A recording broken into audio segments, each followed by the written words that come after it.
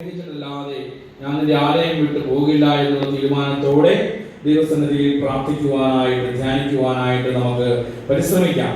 ഒരു യഹൂദ റബ്ബിയുടെ കഥ ഓർമ്മ വരികയാണ്. യഹൂദ റബ്ബി അദ്ദേഹം ഒരു ദിവസം നടക്കാനായിട്ട് ഇറങ്ങിയപ്പോൾ ഒരു കാഴ്ച കാണുകയാണ്. അദ്ദേഹം കണ്ട കാഴ്ച വ്യത്യസ്തമായ ഒരു കാഴ്ചയാണ്. ഒരു കാവൽക്കാരൻ കാവലിരിക്കുന്ന കാഴ്ച.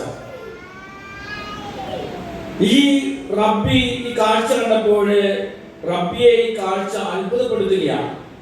ഈ കാവൽക്കാരന്റെ അടുത്തേക്ക് എന്നിട്ട് റബ്ബി ചോദിക്കുകയാണ്, നീ ആരെയാണ് സേവിക്കുന്നത്, ആർക്കാണ് ശുശ്രൂഷ ചെയ്യുന്നത്?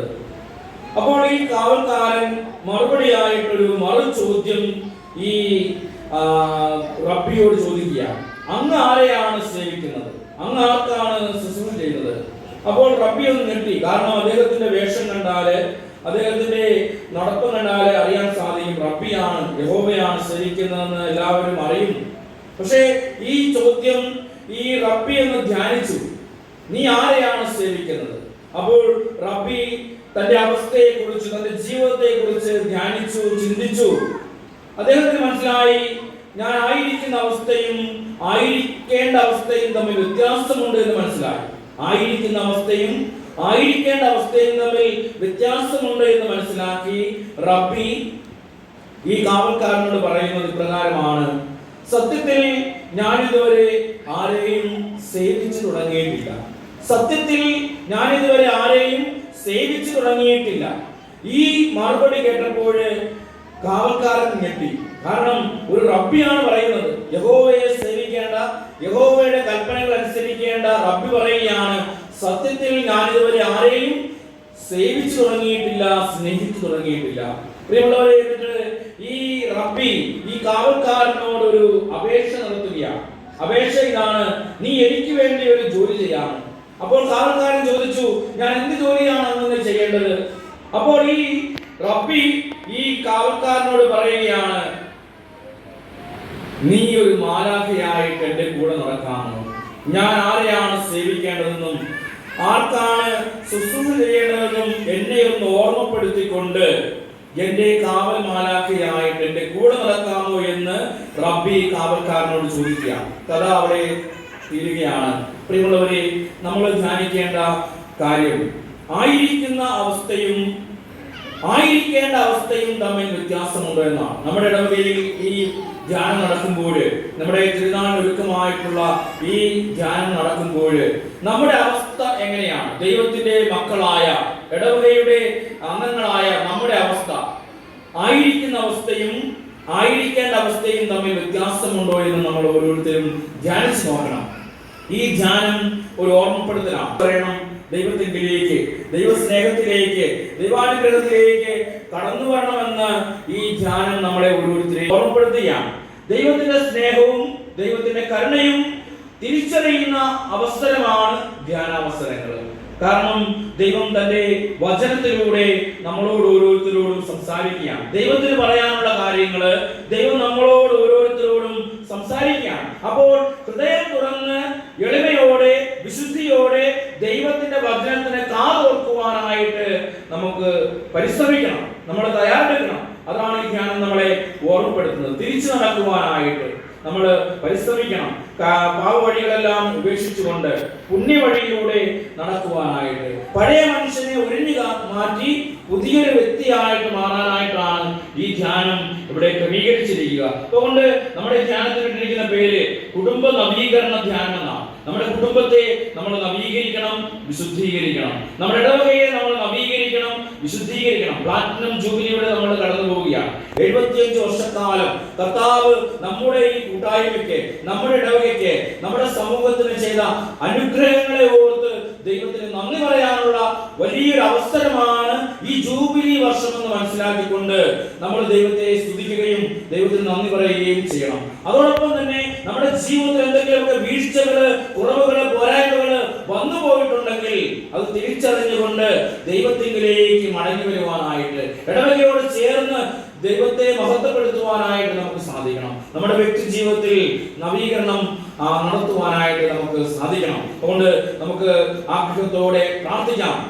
ഈ ധ്യാനത്തിൽ നമ്മൾ പങ്കെടുക്കുമ്പോൾ നമുക്ക് ഒത്തിരിയേറെ അനുഗ്രഹങ്ങൾ ദൈവം പ്രദാനം ചെയ്യാനായിട്ട് ആഗ്രഹിക്കുകയാണ്. ഒന്നാമതായിട്ട് നമുക്കറിയാം, നമ്മുടെ ഓരോരുത്തരുടെയും ജീവിതത്തിൽ ഈ ധ്യാനം ഒരു അനുഗ്രഹമായിട്ട് മാറണം. അപ്പൊ അതിനെ നമ്മൾ എന്താണ് ചെയ്യേണ്ടത്?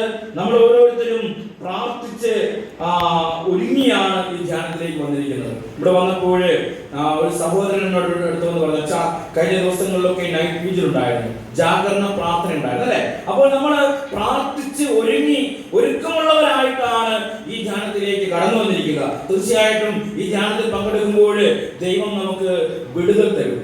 നമ്മളെ ബന്ധിച്ചിരിക്കുന്ന ബന്ധനങ്ങൾ, ഏതെങ്കിലുമൊക്കെ ബന്ധനങ്ങൾക്ക് അടിമയാണ് ഞാനെന്നുണ്ടെങ്കിൽ, എൻ്റെ കുടുംബം ഏതെങ്കിലുമൊക്കെ തകർച്ചയിലൂടെ, തിന്മയിലൂടെ, ദുശ്ശീലങ്ങളിലൂടെയൊക്കെ കടന്നു പോവുകയാണെങ്കിൽ ഈ ധ്യാനത്തിലൂടെ ദൈവം എനിക്ക് തരാനായിട്ട് ആഗ്രഹിക്കുന്നത് ലിബറേഷനാണ്. ബന്ധനങ്ങളിൽ നിന്ന് വിടുതൽ തരുവാനായിട്ട് ദൈവം ആഗ്രഹിക്കുകയാണ്. വളരെ മുന്നിൽ പറഞ്ഞേ ഹല്ലേലൂയാ.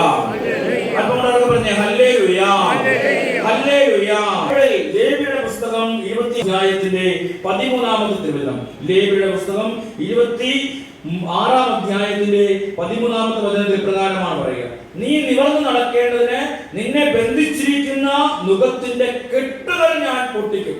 നീ നിവർന്നു നടക്കേണ്ടതിന്, ഞാനും എൻ്റെ കുടുംബവും നിവർന്നു നടക്കേണ്ടതിന് നമ്മളെ ബന്ധിച്ചിരിക്കുന്ന നുകത്തിന്റെ കെട്ടുകൾ ദൈവം പൊട്ടിക്കുന്ന അവസരമാണ് ഈ ധ്യാനത്തിന്റെ അവസരങ്ങൾ. അതുകൊണ്ട് ദൈവത്തോട് ചേർന്ന് ഈ ധ്യാനത്തിൽ നമ്മൾ പ്രാർത്ഥിക്കണം. ദൈവമേ, എൻ്റെ കുടുംബത്തിലെ പ്രതിസന്ധികൾ, പ്രശ്നങ്ങൾ, അസ്വസ്ഥതകൾ, രോഗങ്ങളെല്ലാം നീ എടുത്തു മാറ്റണമേ. ശാരീരികമായ എല്ലാ ബന്ധനങ്ങളിൽ നിന്നും, മാനസികമായ എല്ലാ തകർച്ചകളിൽ നിന്നും, അസ്വസ്ഥതകളിൽ നിന്നും എനിക്ക് മോചനം തരണമേ എന്ന് ദൈവത്തോട് നമുക്ക് പ്രാർത്ഥിക്കണം. വളരെ പറഞ്ഞ ഹല്ലേലൂയാ. രണ്ടാമതായിട്ട് ദൈവം ഉപയോഗിക്കുന്നത്, ഈ ധ്യാനത്തിലൂടെ ദൈവം നമുക്ക് തരുന്ന അനുഗ്രഹമാണ് ആശ്വാസം അല്ലെ. കർത്താവ് മത്തായി സുവിശേഷങ്ങളിലൂടെ നമ്മോട് പറയുകയാണ്. മത്തായിയുടെ സുവിശേഷം അതിന്റെ 11-ാമത്തെ അധ്യായത്തിൽ 28-ാമത്തെ വചനത്തിൽ പറയുകയാണ്, അധ്വാനിക്കുന്നവരും ഭാരം വഹിക്കുന്നവരും എന്റെ അടുത്ത് വരികയും. ഈശോയുടെ അടുത്ത് വരാനാണ് ഈശോ ആവശ്യപ്പെടുന്നത്. അപ്പൊ ഇവിടെ ഈ ഇടവകയിൽ ഈ വചനം പ്രസംഗിക്കുമ്പോൾ ഈശോയുടെ അടുത്ത് വന്ന് ഇടവകയിൽ ഇരുന്ന്, ഈ ദേവാലയത്തിൽ ഇരുന്ന് ദൈവത്തിന്റെ വചനം കേൾക്കുമ്പോൾ നമുക്ക് ആശ്വാസം കിട്ടും. വേറെ എവിടെ പോയിരുന്നാലും നമുക്ക് ആശ്വാസം കിട്ടത്തില്ല. വീട്ടിൽ ഇരുന്നാൽ കിട്ടത്തില്ല, നമ്മുടെ ജോലി സ്ഥലത്തിരുന്നാൽ കിട്ടത്തില്ല, നമ്മൾ മറ്റ് വിനോദ കേന്ദ്രങ്ങളിൽ പോയിരുന്നു കഴിഞ്ഞാൽ നമുക്ക് കിട്ടത്തില്ല. നമുക്ക് ദൈവത്തിന്റെ അടുത്ത് വന്നിരുന്നാലേ ഉള്ളൂ ദൈവികമായ സമാധാനവും സന്തോഷവും നമുക്ക് കിട്ടത്തുള്ളൂ. വളരെ പറഞ്ഞ ഹല്ലേലൂയാ, ഹല്ലേലൂയാ, ഹല്ലേലൂയാ. മൂന്നാമതായിട്ട് ദൈവം ഉൾക്കാഴ്ചകളാണ്. പുതിയ പുതിയ ബോധ്യങ്ങള്, പുതിയ പുതിയ അറിവുകൾ, അനുഭവങ്ങൾ ദൈവം നമുക്ക് തരാനായിട്ട് ആഗ്രഹിക്കുകയാണ്. എമ്മാവുസിലേക്ക് പോയ ശിഷ്യന്മാരുടെ അനുഭവം നമുക്കറിയാം. അവർക്കൊന്നും അറിയത്തില്ല. നമ്മൾ തർക്കിക്കുകയും വാദിക്കുകയും ചെയ്തുകൊണ്ട് കടന്നു പോയപ്പോൾ ഈശോയെ തിരിച്ചറിയുവാനായിട്ട്, ഈശോയുടെ വചനം മനസ്സിലാക്കിയപ്പോൾ അവർക്ക് ഈശോയെ തിരിച്ചറിയുവാനായിട്ട് അവർക്ക് സാധിച്ചു. പ്രിയമുള്ളവരെ, നമ്മൾ വചനത്തിലൂടെ ഈശോയെ കൂടുതൽ തിരിച്ചറിയുവാനായിട്ട്, പുതിയ ഉൾക്കാഴ്ചകള് വചനത്തിന്റെ വെളിച്ചത്തിൽ സ്വീകരിക്കുവാനായിട്ട് നമുക്ക് പരിശ്രമിക്കാം. വളരെ പറഞ്ഞ ഹല്ലേലൂയാ, ഹല്ലേലൂയാ.